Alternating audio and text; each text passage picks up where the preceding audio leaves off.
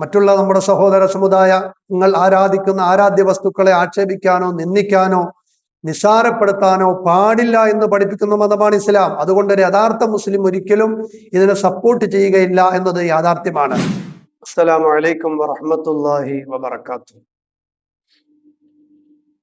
ശ്രീകൃഷ്ണനും മന്തിയും പിന്നെ കുറെ വിഷജീവികളും. കേരളത്തിലെ ഏറ്റവും ജനപ്രിയമായ ഭക്ഷണങ്ങളിൽ ഒന്നായി മന്തി മാറിയിരിക്കുകയാണ്. യഥാർത്ഥത്തിൽ യമനിലെ പരമ്പരാഗത വിഭവമായ മന്തി കേരളത്തിലെ രുചിഭേദങ്ങളിലേക്ക് മാറിയതാണ് നമ്മൾ ഇന്ന് കാണുന്ന കുഴിമന്തി. ശ്രീകൃഷ്ണനെ കുറിച്ച് പറയുമ്പോൾ ഹൈന്ദവ വിശ്വാസപ്രകാരം ഭഗവാൻ വിഷ്ണുവിന്റെ 8ാമത്തെ അവതാരമായിട്ടാണ് ശ്രീകൃഷ്ണൻ അറിയപ്പെടുന്നത്. ലോകമെമ്പാടുമുള്ള ദശലക്ഷക്കണക്കിന് വരുന്ന മനുഷ്യർ ഒരു ദൈവമായും ഗുരുവായും ദാർശനികനായും ശ്രീകൃഷ്ണനെ ആരാധിച്ചു വരുന്നു. ജാതിക്കും മതത്തിനും അപ്പുറമുള്ള സമഭാവമായിരുന്നു ശ്രീകൃഷ്ണന്റേത്. ശ്രീകൃഷ്ണൻ തന്റെ ജീവിതത്തിൽ ഉടനീളം മനുഷ്യരെ ജാതിയുടെയോ മതത്തിന്റെയോ പേരിൽ അവര് വേർതിരിച്ച് കണ്ടിരുന്നില്ല. ഒരു ബ്രാഹ്മണനെയും ചണ്ടാലനെയും പശുവിനെയും ഒരേപോലെ കാണുന്നവനാണ് യഥാർത്ഥ ജ്ഞാനി എന്ന് അദ്ദേഹം അർജുനനോട് പറയുന്നതായി കാണാം. ധർമ്മം അതാണ് പ്രധാനം എന്ന് പഠിപ്പിച്ച വ്യക്തിത്വം.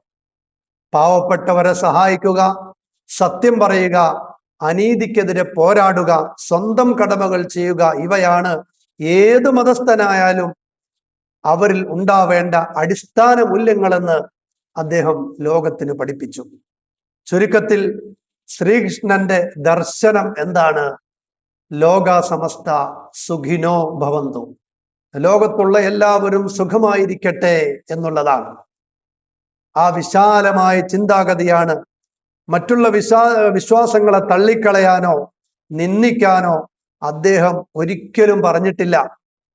മറിച്ച് വൈവിധ്യങ്ങളെ അംഗീകരിച്ചുകൊണ്ട് എല്ലാവരിലും ദൈവത്തെ കാണാനാണ് അദ്ദേഹം ആഹ്വാനം ചെയ്തിട്ടുള്ളത്. മറ്റുള്ള നമ്മുടെ സഹോദര സമുദായങ്ങൾ ആരാധിക്കുന്ന ആരാധ്യ വസ്തുക്കളെ ആക്ഷേപിക്കാനോ നിന്ദിക്കാനോ നിസ്സാരപ്പെടുത്താനോ പാടില്ല എന്ന് പഠിപ്പിക്കുന്ന മതമാണ് ഇസ്ലാം. അതുകൊണ്ട് ഒരു യഥാർത്ഥ മുസ്ലിം ഒരിക്കലും ഇതിനെ സപ്പോർട്ട് ചെയ്യുകയില്ല എന്നത് യാഥാർത്ഥ്യമാണ്. ഈ കഴിഞ്ഞ ദിവസം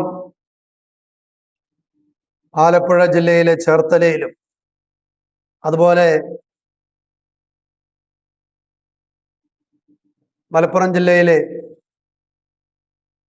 അങ്ങാടിപ്പുറത്തും ഉണ്ടായ സംഭവം ദൗർഭാഗ്യകരമായ സംഭവമാണ്. ഉണ്ടാകാൻ പാടില്ലാത്തതാണ്. പ്രത്യേകിച്ച് ഈ കാലഘട്ടത്തിൽ എന്തെങ്കിലും കിട്ടാൻ വേണ്ടി കാത്തിരിക്കുന്ന ചില വർഗീയവാദികൾക്ക് പരസ്പരം തമ്മിൽ തല്ലിക്കാനും മുസ്ലിങ്ങളുടെയും ഹൈന്ദവരുടെയും ഇടയിലുള്ള സ്നേഹവും ഐക്യവും തകർക്കാനുമുള്ള ഒരു അവസരമായി ഇതിനെ ഉപയോഗപ്പെടുത്തും എന്നത് നാം വളരെ കരുതലോടുകൂടി ശ്രദ്ധിക്കേണ്ട ഒരു കാര്യമാണ്. അതുകൊണ്ട് ഉണ്ടാകാൻ പാടില്ലാത്ത സംഭവമാണെന്നതിലൊരു തർക്കവുമില്ല. ഇതിനെ കേരളത്തിലുള്ള ഒരു മുസ്ലിമും ഇതിനെ അംഗീകരിക്കില്ല, ഒരു മുസ്ലിം സംഘടനയും ഇതിനെ അംഗീകരിക്കില്ല. എല്ലാവരും ഒറ്റക്കെട്ടായി ഇതിനെ തള്ളിക്കളയും. ഒരു മുസ്ലിമിനും ഇത് അംഗീകരിക്കാൻ സാധിക്കുകയുമില്ല. കാരണം വിശുദ്ധമായ ഖുർആൻ പഠിപ്പിച്ചത് അപ്രകാരമാണ്. ലാ തസുബ്ബുല്ലദീന ലാ യദ്ഊന മിൻ ദൂനില്ലാ, അല്ലാഹു അല്ലാത്ത മറ്റുള്ള ആരാധ്യ വസ്തുക്കൾ, മറ്റുള്ള നമ്മുടെ സഹോദര സമുദായങ്ങൾ ആരാധിക്കുന്ന ആരാധ്യ വസ്തുക്കളെ ആക്ഷേപിക്കാനോ നിന്ദിക്കാനോ നിസ്സാരപ്പെടുത്താനോ പാടില്ല എന്ന് പഠിപ്പിക്കുന്ന മതമാണ് ഇസ്ലാം. അതുകൊണ്ട് ഒരു യഥാർത്ഥ മുസ്ലിം ഒരിക്കലും ഇതിനെ സപ്പോർട്ട് ചെയ്യുകയില്ല എന്നത് യാഥാർത്ഥ്യമാണ്. ഇതിന്റെ തെറ്റു മനസ്സിലാക്കി ഇതിന്റെ ഉത്തരവാദപ്പെട്ട ആളുകൾ മാപ്പ് പറഞ്ഞു ക്ഷമ പറഞ്ഞ് രംഗത്ത് വരികയും ചെയ്തതാണ്. പോലീസ് FIR ഇട്ട് അന്വേഷണം നടത്തി കലാപമുണ്ടാക്കുക എന്ന ഉദ്ദേശത്തിലോ മറ്റു ദുരുദ്ദേശമോ ഇതിന്റെ പിന്നിലില്ല എന്ന് പോലീസും വ്യക്തമാക്കുകയും ചെയ്തു. അപ്പോൾ ഈ പ്രശ്നം ഈ രൂപത്തിൽ നല്ല രീതിയിൽ പരിഹരിച്ചു പോകേണ്ട ഒരു കാര്യമാണ്. പക്ഷേ ചില ആളുകൾ അതൊരു അവസരമായി കണ്ട് പരസ്പരം ഈ സ്പർദ്ധ എന്നും നിലനിൽക്കണമെന്ന് ആഗ്രഹിക്കുന്ന ചില ആളുകൾ ഇതിനെതിരെ മുദ്രാവാക്യം വിളിക്കുകയും സോഷ്യൽ മീഡിയകൾ ഉപയോഗിച്ച് തെറ്റായ പ്രചരണം നടത്തുകയും, അതുപോലെ ചില ആളുകൾ, വിഷം മാത്രം മനസ്സിലുള്ള ചില ആളുകൾ കമന്റ് ബോക്സുകളിൽ മറ്റു മതസ്ഥരെ, ആരാധ്യ വസ്തുക്കളെ ആക്ഷേപിച്ചും തെറി പറഞ്ഞും പല രൂപത്തിലും അവരുടെ ആ ഉള്ളിലുള്ള ആ വിഷം പുറത്തേക്ക് എടുത്തുകൊണ്ടിരിക്കുന്ന ഒരു കാലഘട്ടത്തിലാണ്, സമയത്തിലാണ് നാം ഉള്ളത്. അതുകൊണ്ട് വളരെ ജാഗ്രതയോടുകൂടി ആകണം നമ്മുടെ ഓരോ ചലനങ്ങളും. ഈ കഴിഞ്ഞ ദിവസം നടന്ന ന്യൂസ് 18 ചാനൽ ചർച്ചയിൽ കേരളത്തിലെ മതേതരവാദിയായ പ്രിയങ്കരനായ രാഹുൽ ഈശ്വർ, അദ്ദേഹത്തിനെ ഷാബു പ്രസാദ് വിഷജീവി എന്ന് വിളിച്ചതായി നമ്മൾ കണ്ടു. എന്നാണ് അദ്ദേഹം രാഹുൽ ഈശ്വറിന് വിഷജീവി എന്ന് വിളിക്കാനുള്ള കാരണം എന്താണ്? അദ്ദേഹം ഉള്ള സത്യം അവിടെ തുറന്നു പറഞ്ഞു. ഇത്തരത്തിലുള്ള ഒരു പ്രശ്നമുണ്ടായപ്പോൾ ആ തെറ്റവർ ഏറ്റുപറഞ്ഞ് മാപ്പ് പറഞ്ഞു. കേരളത്തിലുള്ള 99% വരുന്ന 100% വരുന്ന മുസ്ലിമീങ്ങളും ക്രിസ്ത്യാനികളും അതുപോലെ മുസ്ലിം പ്രൊഫൈലുകളും ഒക്കെ ഇതിനെ അപലപിക്കുകയും തള്ളിക്കളയുകയും ചെയ്തിട്ടുണ്ട്. അതുകൊണ്ട് ഇത് മനഃപൂർവമാണ് എന്ന് പറയുന്നവരുടെ ഉദ്ദേശം മുസ്ലിമീങ്ങളും ഹിന്ദുക്കളും തമ്മിലുള്ള ഈ സ്പർദ്ധ എന്നും നിലനിൽക്കണമെന്ന് ആഗ്രഹിക്കുന്നവരാണെന്ന ഒരു വ്യക്തമായൊരു സ്റ്റേറ്റ്മെന്റ്, ഒരഭിപ്രായം അദ്ദേഹം ഇവിടെ തുറന്നു പറഞ്ഞപ്പോൾ സഹി കെട്ടുകൊണ്ട് രാഹുൽ ഈശ്വർ വിഷജീവിയാണ്, ഒന്നിനും കൊള്ളാത്ത ആളാണ് എന്ന് പറഞ്ഞ് അദ്ദേഹത്തിനെ ആക്ഷേപിക്കുന്നതായി നമ്മൾ കണ്ടു. ഏറ്റവും രസകരമായിട്ടുള്ള മറ്റൊരു കാര്യം, ന്യൂസ് 18 ചർച്ചയിൽ പങ്കെടുത്ത സംഘികളെ പറ്റിച്ച് ജീവിക്കുന്ന, നിരീശ്വരവാദിയാണെന്ന് പറഞ്ഞ് ഇസ്ലാമിന്റെയും മുസ്ലിമീങ്ങളുടെയും കുറ്റങ്ങൾ മാത്രം പറയുന്ന, സ്വന്തം ഉമ്മ മരിച്ചപ്പോൾ പോലും വളരെ മോശമായ രൂപത്തിൽ അത് കമന്റ് ഇട്ടുകൊണ്ട് പുറം ലോകത്തേക്ക് അറിയിച്ച ആരിഫ് ഹുസൈൻ എന്ന് പറയുന്ന ആ മനുഷ്യൻ, വിഷുദിനത്തോടനുബന്ധിച്ച് അദ്ദേഹത്തിന്റെ തന്നെ ഫോട്ടോയിൽ മയിൽപ്പീലി ചൂടി ഓടക്കുഴലിൽ പിടിച്ചു നിൽക്കുന്ന ഫോട്ടോ ആശംസയുമായി അദ്ദേഹം പോസ്റ്റ് ചെയ്തു. അതിന്റെ താഴെ വന്ന കമന്റുകളാണ് ഏറ്റവും രസകരമായിട്ടുള്ളത്. ആർക്കും ഒരു വേദനയും അതിൽ തോന്നിയില്ല എന്നതാണ് യാഥാർത്ഥ്യം. ഞങ്ങൾ സഹിഷ്ണുതയുള്ളവരാണ്. ആരെങ്കിലും അങ്ങനെ പോസ്റ്റ് ഇടുമ്പോൾ തന്നെ ഞങ്ങൾ പ്രശ്നങ്ങൾ ഉണ്ടാക്കുന്നവരല്ല.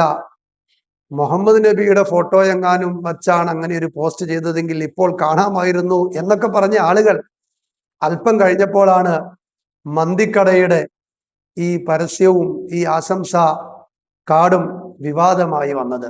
ആ സമയത്ത് എല്ലാവരും ഉണർന്നു, നാടും നഗരവും ചാനലുകളും ഒക്കെ ഉണർന്നു.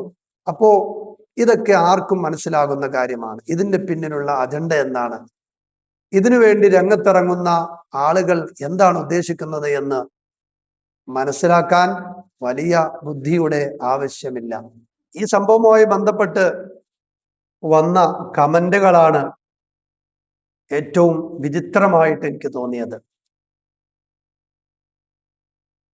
ഒരാൾ കമന്റ് ഇട്ടിരിക്കുന്നു, ഇത് ഒറ്റപ്പെട്ട സംഭവമൊന്നുമല്ല, ഹൈന്ദവ വിശ്വാസത്തെ അപഹസിക്കാൻ ജിഹാദികൾ പ്ലാൻ ചെയ്തതാണ്. ഇത് പണ്ട് കാശ്മീരിൽ തുടങ്ങി വെച്ച മതമൗലിക ഭീകരതയ്ക്കുള്ള ടെസ്റ്റ് ഡോസാണ്. പ്രശ്നം ആയപ്പോൾ തൽക്കാലം ഹോട്ടൽ ഉടമയായ ആ ജിഹാദി മാപ്പ് പറഞ്ഞ് തടിതപ്പാനുള്ള ശ്രമമാണ് എന്നാണ് ഒരു വിദ്വാന്റെ കണ്ടുപിടുത്തം. മറ്റുള്ളവർ പറയുന്നു, ഹിന്ദുക്കൾ ഹൃദയത്തിൽ വെച്ച് ആരാധിക്കുന്ന ഭഗവാൻ ശ്രീകൃഷ്ണന്റെ മുന്നിൽ കണി കാണാൻ കുഴിമന്തിയും ബീഫും വിളമ്പി വെച്ച് ഹിന്ദു ദൈവങ്ങളെയും ഹിന്ദുക്കളെയും അപമാനിച്ച മുസ്ലിം തീവ്രവാദികളുടെ ദുഷിച്ച ചെയ്തികൾക്ക് നിരപരാധികൾ വരെ ദൈവകോപത്തിന് ശിക്ഷ അനുഭവിക്കേണ്ടി വരും. അതാണ് ഇവിടെ സംഭവിച്ചതും. മാപ്പർഹിക്കാത്ത പ്രവൃത്തി അത് മുസ്ലിം കാലം മുഴുവൻ അനുഭവിച്ചേ തീരൂ എന്നാണ് മറ്റൊരാള്. അതും എന്തിന്റെ അടിയിലാണ് ആ പോസ്റ്റ് എന്നറിയുമോ? കേരളം മുഴുവൻ നടുങ്ങി വിറച്ച, ഏതൊരു മനസ്സുള്ള ഹൃദയമുള്ള മനുഷ്യന്റെയും ഹൃദയം പൊട്ടിപ്പോകുന്ന, ഏവർക്കും വേദന തോന്നുന്ന അതിദാരുണമായ സംഭവം വാൽപ്പാറയിലുണ്ടായി. ഒരു സ്കൂളിലെ ടൂർ പോയ ടീച്ചർമാരും കുട്ടികളും അടക്കമുള്ള ആളുകൾ അതിദാരുണമായി മരണപ്പെട്ട സംഭവം ഉണ്ടായി. അവിടെയാണ് അദ്ദേഹം ഈ കമന്റ് ഇട്ടിരിക്കുന്നത്. ഇവിടെ ചേർത്തലയിലും അല്ലെങ്കിൽ കേരളത്തിന്റെ ചില സ്ഥലങ്ങളില് ചില ആളുകളുടെ ശ്രദ്ധയില്ലായ്മ കൊണ്ട് ഇത്തരത്തിലുള്ള ഒരു പോസ്റ്റ് ഇട്ടതിന്റെ പേരിലാണ് ഈ അപകടമുണ്ടായതെന്ന് പോലും ഇവിടെ ആളുകൾ പറഞ്ഞു എന്ന് പറയുമ്പോൾ ഓരോ മനുഷ്യരുടെ മനസ്സിന്റെ ഉള്ളിലുള്ള വിഷം എത്രമാത്രം വലുതാണ് എന്നാണ് നമ്മൾ ആലോചിക്കേണ്ടത്. കേരളം മുഴുവൻ ചർച്ച ചെയ്യപ്പെട്ട മറ്റൊരു രഘുരാമൻ, അദ്ദേഹവും ഈ അപകടത്തിൽ മരണപ്പെട്ടു പോയ ആളുകളുടെ ചിത്രമിട്ടുകൊണ്ട് ഒരു ദയവുമില്ലാതെ അദ്ദേഹം പറഞ്ഞു, വളരെ മോശമായ രൂപത്തിലുള്ള കമന്റും അദ്ദേഹം ഇടുകയുണ്ടായി. ഇത്രമാത്രം വലിയ വേദനാജനകമായ ഒരു അപകടമുണ്ടായപ്പോഴും ഒരു ദയവുമില്ലാതെ അത് വെറും മതപരമായി വർഗീയമായി മാത്രം അതിനെ കാണാൻ പറ്റുന്ന മനസ്സത്ര വികൃതമാണ്. അദ്ദേഹം മാപ്പ് പറഞ്ഞു എങ്കിലും അദ്ദേഹത്തിന്റെ കഴിഞ്ഞകാല സംഭവങ്ങൾ എടുക്കുമ്പോഴും വേറൊരു മുസ്ലിം സഹോദരൻ മരണപ്പെട്ടപ്പോഴും അതിന്റെ അടിയിലും ഇദ്ദേഹം ഇത്തരത്തിലുള്ള വർഗീയമായ കമന്റ് ഇടുകയുണ്ടായി. അപ്പോ മറ്റുള്ളൊരു മനുഷ്യനുണ്ടാകുന്ന വേദന ആരും വിഷമിച്ചു പോകുന്ന ഒരു സാഹചര്യവും ആ സമയത്ത് പോലും ഒരു ദയവുമില്ലാതെ അത് ആവശ്യമാണെന്നും അത് വർഗീയമായിട്ട് അതിനെ ചിന്തിക്കുന്ന മനുഷ്യന്മാരും നമ്മുടെ ഇടയിൽ ഉണ്ട് എന്ന് നാം ശ്രദ്ധിക്കേണ്ട ഒരു സമയം കൂടിയാണ്. അതുകൊണ്ട് തന്നെ ഈ വിഷയത്തിൽ നാം ഒക്കെ മനസ്സിലാക്കേണ്ട ഒരു യാഥാർത്ഥ്യം, ഇവിടെ നമ്മുടെ നാട്, നമ്മുടെ കേരളം ഇതൊരു മതേതര കേരളമാണ്. ഇവിടെ ഹിന്ദുവും ക്രിസ്ത്യാനിയും മുസ്ലിമും തോളോട് തോൾ ചേർന്ന് ജീവിക്കുന്ന ഒരു നാടാണിത്. എല്ലാവരും മന്തിക്കടയിൽ പോകും, എല്ലാവരും ഒരുമിച്ച് ഭക്ഷണം കഴിക്കും, എല്ലാവരും ഒരുമിച്ച് സന്തോഷിക്കുന്ന ഒരു നാടാണിത്. ഈ ഐക്യം തകർന്നു പോകാൻ പാടില്ല. ഇത് തകരണം എന്ന് ചിന്തിക്കുന്ന ചില ആളുകളുണ്ട്. അവർക്ക് നമ്മുടെ ഭാഗത്ത് നിന്ന് നമ്മുടെ അശ്രദ്ധ കൊണ്ട് ഒന്നും നമ്മൾ ഇട്ടുകൊടുക്കാനും പാടില്ല. ഒറ്റക്കെട്ടായി നമുക്ക് ഒരുമയോടെ മുന്നോട്ട് പോകാം. അള്ളാഹു അനുഗ്രഹിക്കട്ടെ. ആമീൻ. അസ്സലാമു അലൈക്കും.